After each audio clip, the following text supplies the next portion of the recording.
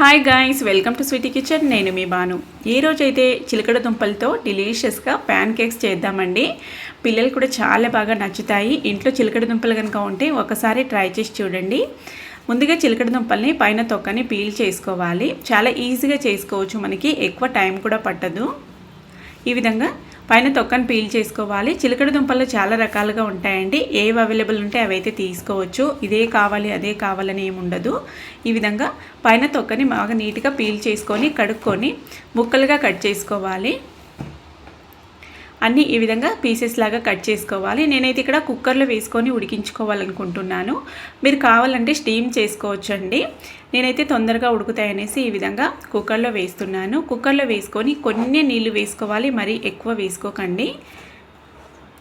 మూత క్లోజ్ చేసుకొని 2 విజిల్ వచ్చేంత వరకు ఉడికించుకున్నామంటే బాగా సాఫ్ట్గా మగ్గిపోతాయి. పిల్లలకి కూడా స్కూల్స్ హాలిడేస్ కదండి, ఇంట్లో ఖాళీగానే ఉంటారు కదా, వాళ్ళకి ఈ విధంగా హెల్తీగా చేసి పెట్టామంటే చాలా ఇష్టంగా తింటారు. మనం స్వీట్ పొటాటోని బాయిల్ చేసి అలాగే ఇస్తే అంతగా లైక్ చేయరు, తినరు కూడా. వాళ్ళకి నచ్చేలాగా ఈ విధంగా ప్యాన్ కేక్స్ లాగా చేసి పెట్టామంటే చాలా ఇష్టంగా తింటారు. ఉన్న ఎక్స్ట్రా వాటర్ని ఒక బౌల్లోకి తీసేసుకొని ఇప్పుడు ఇది మొత్తానికి ఒక స్మాషర్ తీసుకొని బాగా మెత్తగా స్మాష్ చేసుకోవాలి. మనకి ఎక్కడ ఇది పలుకు అనేది లేకుండా బాగా మెత్తగా వచ్చేలాగా చూసుకోవాలండి. అప్పుడే మనకి ఇవి ప్యాన్ కేక్స్ అనేవి బాగా సాఫ్ట్గా ఉంటాయి. లోపల టేస్ట్ చాలా బాగుంటాయండి. లోపల సాఫ్ట్గా పైన క్రిస్పీగా భలే ఉంటాయి టేస్ట్ అయితే. స్వీట్ పొటాటో కనుక ఎప్పుడైనా తెస్తే లేదంటే ఇంట్లో ఉంటే కనుక తప్పకుండా ఒకసారి ట్రై చేసి చూడండి. చూడండి, ఈ విధంగా బాగా క్రీమ్ లాగా వచ్చేలాగా బాగా మెత్తగా స్మాష్ చేసుకోవాలి.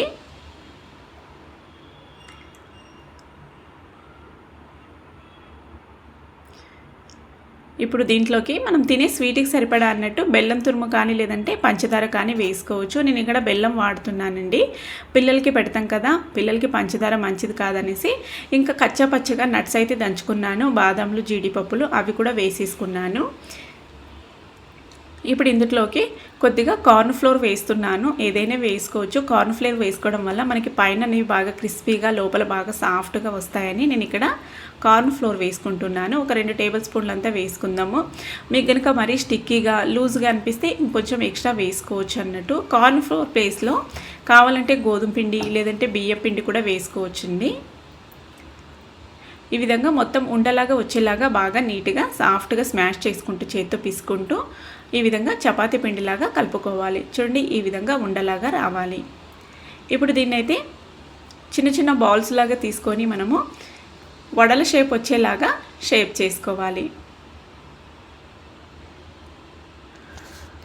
ఈ విధంగా చేతిలో వేసేసుకొని ఈ విధంగా రోల్ చేసుకున్నామంటే మనకి కరెక్ట్గా షేప్ అయితే వస్తుంది. బాగా సాఫ్ట్గా కూడా అవుతాయండి. అన్నీ ఇదే విధంగా చేసుకోవాలి. అలాగే అన్నీ ఒకే సైజులో చేసుకోవాలి. చేతికి కనుక స్టిక్కీగా అనిపిస్తే కాస్త నూనె కానీ నెయ్యి కానీ అంటించుకుంటూ ఈ విధంగా బాగా అన్నీ ఒకే షేప్లో ఒకే సైజులో వచ్చేలాగా చేసుకోవాలి. చూడండి, ఈ విధంగా రోల్ చేసామంటే మనం చేతిలో పెట్టుకొని అరిచేతిలో పెట్టుకొని మనకి కరెక్ట్గా షేప్ అనేది వస్తుంది. తర్వాత సైడ్లో కూడా ఈ విధంగా చేసేసుకోవాలి. చాలా ఈజీగా చేసుకోవచ్చు అండి. రెసిపీ అయితే చాలా క్విక్గా కూడా అవుతుంది, మనకి ఎక్కువ టైం కూడా పట్టదు. అన్నీ ఈ విధంగా చేసేసుకున్న తర్వాత ఇప్పుడు పొయ్యి మీద ఒక ప్యాన్ అయితే పెట్టుకుందాము. వెడల్పుగా ఉండే ప్యాన్ ఉంటే కనుక ప్యాన్లో వేసుకోవచ్చు. నా దగ్గర లేదు కాబట్టి నేను ఇక్కడ దోశ ప్యాన్ పైన ఈ విధంగా 1 టేబుల్ స్పూన్ అంతా నూనె వేసేసుకొని స్ప్రెడ్ చేసుకుంటున్నానండి. 1 టేబుల్ స్పూన్ నుంచి 2 టేబుల్ స్పూన్లు అంతా వేసుకుంటే సరిపోతుంది. మనకి ఇక్కడ ఎక్కువ ఆయిల్ కూడా అవసరం లేదన్నట్టు. కావాలంటే నూనెలు వేసుకొని డీప్ ఫ్రై చేసుకోవచ్చండి. నేను ఇక్కడ ప్యాన్లోకి డీప్ ఫ్రై చేసుకున్న కన్నా ఈ విధంగా ఫ్రై చేసుకుంటున్నాను. పిల్లల హెల్త్ పర్పస్గా నేనైతే ఈ విధంగా కొద్దిగా తక్కువ నూనె వేసేసుకొని అయితే ఫ్రై చేస్తున్నాను. చూడండి, ఈ విధంగా అన్నీ సెట్ చేసుకొని పైన లైట్గా మళ్ళీ నూనె వేసుకొని మూత క్లోజ్ చేసుకొని ఒక సైడు ఫ్రై అయిన తర్వాత రెండో సైడ్కి టర్న్ చేసుకుంటూ ఫ్రై చేసుకోవాల్సి ఉంటుంది. చాలా బాగుంటాయండి టేస్ట్ అయితే. పైన అనేది బాగా క్రిస్పీగా అన్నట్టు లోపల సాఫ్ట్గా చాలా బాగుంటాయి.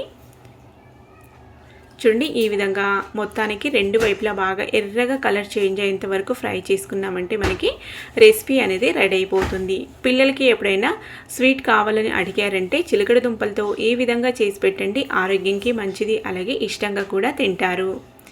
రెసిపీ అయితే నచ్చింది అనుకుంటున్నానండి. నచ్చినట్లయితే ఒక లైక్ చేయండి. ఇలాంటి మరిన్ని రెసిపీస్ కోసం మన ఛానల్ అయితే సబ్స్క్రైబ్ చేసుకొని ఇప్పుడే జాయిన్ అవ్వండి. చూడండి మనకి చూడడానికి కూడా కలర్ఫుల్గా టేస్టీగా చాలా బాగుంటాయండి, సాఫ్ట్గా.